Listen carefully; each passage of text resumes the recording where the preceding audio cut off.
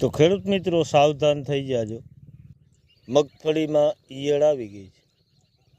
અત્યારે મીઠું વાતાવરણ હોય, ઈયળનો પ્રકોપ છે, મગફળી ઉપર જોવા ન મળે તો આ રીતે એને ખાધેલું જોવા મળી જતું હોય।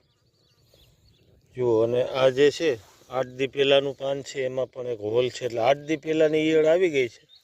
જો આ મગફળીમાં નુકસાની છે, અહીંયા ખાધેલું છે। તો ખેડૂત મિત્રો, સ્પ્રે કરતા હો તો ઈયળની દવા ભેગી નાખવી જરૂરી છે।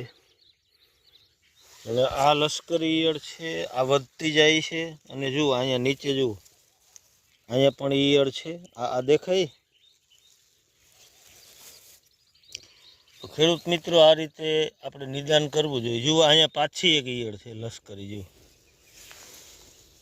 આ 1 ફૂટના ગાળામાં જો 3 ઈયળ મળી જતી હોય તો સૌથી વધારે નુકસાન જાય। ચોથી ઈયળ છે, અહીંયા 5મી છે।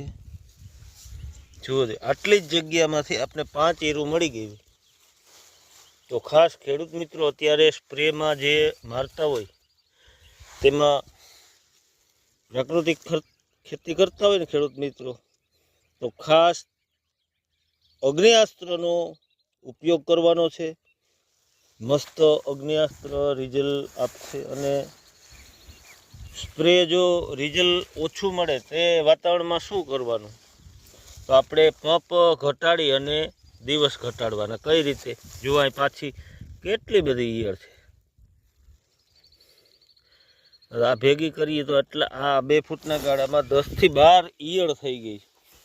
આ મગફળીને અત્યારે સુયા જે બેસે છે એ અવસ્થામાં મોટું નુકસાન કરી જતી હોય।